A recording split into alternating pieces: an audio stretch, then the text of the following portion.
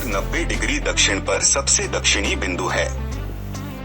इसके आसपास स्थायी रूप से छाया वाले क्षेत्रों में बर्फ की उपस्थिति के कारण यह वैज्ञानिकों के लिए विशेष रुचि का विषय रहा है। चंद्रमा के दक्षिणी ध्रुव क्षेत्र में ऐसे क्रेटर हैं जो अपने आप में अद्वितीय हैं, क्योंकि लगभग निरंतर सूर्य की रोशनी उनके आंतरिक भाग तक नहीं पहुंच पाती है। ऐसे क्रेटर बहुत ही ठंडे होते हैं, जिनमें सौरमंडल से संबंधित हाइड्रोजन, बर्फ और अन्य वाष्पशील पदार्थों का रिकॉर्ड होता है। इसके विपरीत चंद्र के उत्तरी ध्रुव क्षेत्र में क्रेटर बहुत कम मात्रा में हैं। उल्लेखनीय है कि चंद्र का दक्षिणी ध्रुव अरबों साल पहले अपनी मूल स्थिति से 5 डिग्री स्थानांतरित हो गया है।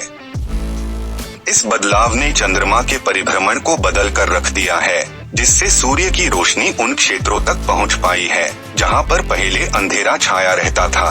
लेकिन दक्षिणी ध्रुव पर अभी भी कुछ पूर्णतः छाया वाले क्षेत्र भी मौजूद हैं।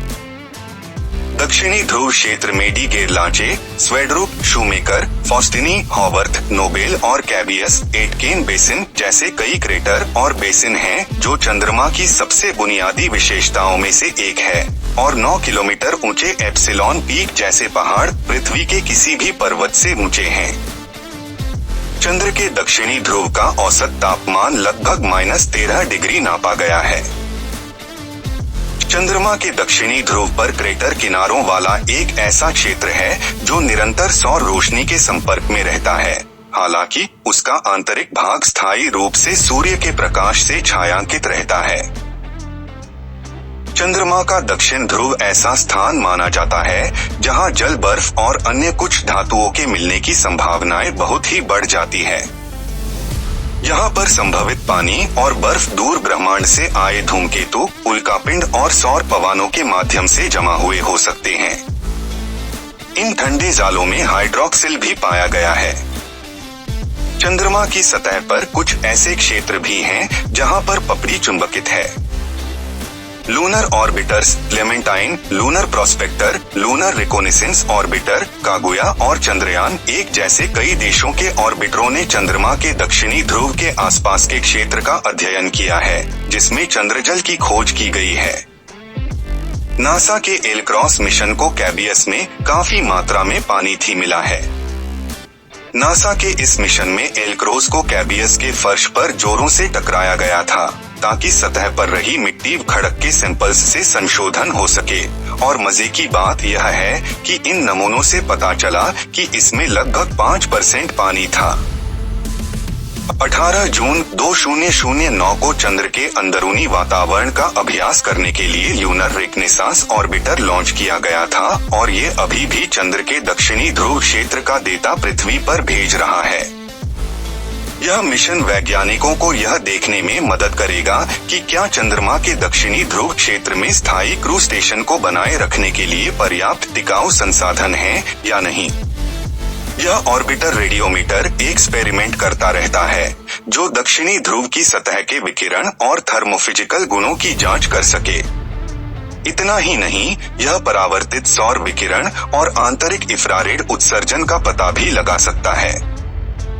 एलआरओ डिवाइनर यह पता लगाने में सक्षम है कि सतह पर पानी की बर्फ कहाँ फंसी हो सकती है।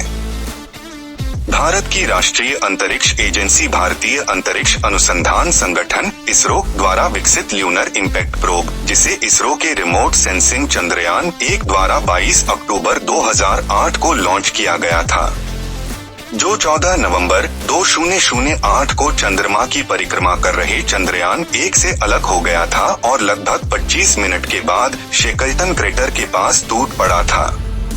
इस मिशन के साथ भारत चंद्र दक्षिणी ध्रुव पर हार्ड लैंडिंग करने वाला पहला देश बन गया था। इसके बाद रूस ने 10 अगस्त 2023 को अपना लूना 25 लूनर लैंडर लूना 25 ने चंद्रमा की यात्रा में 5 दिन बिताए, फिर अगले 5 से 7 दिनों के लिए चंद्रमा का चक्कर लगा रहा था। तब अंतरिक्ष यान को चंद्रमा के दक्षिणी ध्रुवीय क्षेत्र में बोगुस्लावस्की क्रेटर के पास स्थापित करने की योजना बनाई गई थी, किंतु लैंडर की कक्षा कम करने के दौरान कुछ क्षति हुई और लैंडर ने अचानक संचार खो दिया।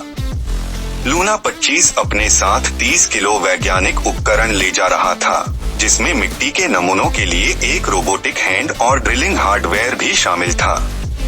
इस रेस का अंत तब हुआ जब 23 अगस्त 2023 की शाम 6:04 पर भारत का चंद्रयान 3 चंद्रमा के दक्षिणी ध्रुव के पास सॉफ्ट लैंडिंग करने वाला एकमात्र चंद्र मिशन बन गया और अब वह चंद्रमा के इस क्षेत्र पर वैज्ञानिक संचालन और अनुसंधान शुरू करेगा। चंद्र के दक्षिणी ध्रुव क्षेत्र को भविष्य के अन्वेषण अभियानों के लिए एक आकर्षक स्थान माना जाता है, जिससे चंद्रमा पर स्थायी रूप से छाया वाले स्थानों में बर्फ और अन्य खनिज की संभावनाओं को खोजा जा सकता है। इस ध्रुव के पास की पर्वत चोटियां लंबे समय तक सूर्य प्रकाश से रोशन रहती हैं और इसका उपयोग सतह पर आउटपोस्ट तैयार कर सौर मंडल के निर्माण के समय के पानी और अन्य अस्थिर नमूनों का विश्लेषण करने और सौर ऊर्जा प्रदान करने के लिए किया जा सकता है। वैज्ञानिकों ने चंद्रमा का सटीक मॉडल तैयार करने के लिए लोला यानी लूनर ऑर्बिटर लेजर अल्टीमीटर का उपयोग किया था। चंद्र का दक्षिणी ध्रुव एक ऐसा स्थान है जहां वैज्ञानिक 30 मेगाहर्ट्ज तक की फ्रीक्वेंसी के रेडियो तरंगों का खगोलीय अवलोकन करने में सक्षम हो सकते हैं। चाइना द्वारा मई 2018 में लॉन्गजियांग सूक्ष्म उपग्रहों को चंद्रमा की परिक्रमा करने के लिए लॉन्च किया गया था।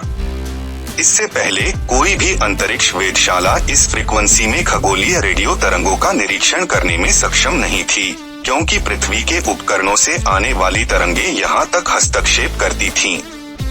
हालांकि चंद्रमा के दक्षिणी ध्रुव में मालापट पर्वत जैसे स्थान भी है जो पृथ्वी की ओर नहीं है और ग्राउंड रेडियो वेधशाला से ऐसे खगोलीय रेडियो सिग्नल प्राप्त करने के लिए आदर्श स्थान माने जाते हैं। भारत के इस सफलतम मून मिशन से चंद्र के अध्ययन का एक नया चैप्टर शुरू हुआ है।